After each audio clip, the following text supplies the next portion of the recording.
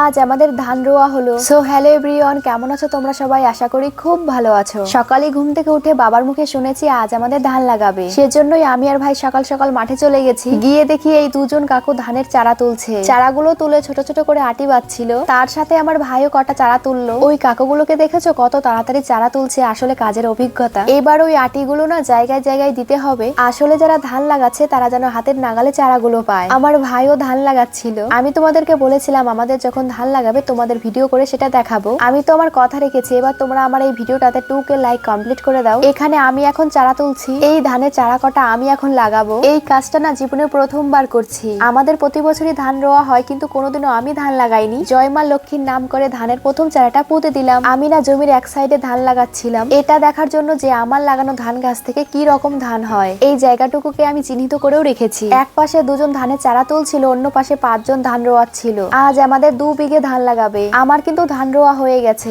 আমাদের পাশের জমিতেও ধান রোয়াবে বলে জমিতে জল ছেড়েছে। সেইখান থেকে আমরা এখন হাত পা ধুচ্ছি। এখন আমাদের জমির অর্ধেক ধান রোয়ানো হয়েছে। যারা ধান রোয়াচ্ছে তারা কত সূক্ষ্মভাবে কত তাড়াতাড়ি করে কাজ করছে। তো ভিডিওটা কেমন লাগলো জানিয়ে দেখাচ্ছে পরবর্তী ভিডিওতে।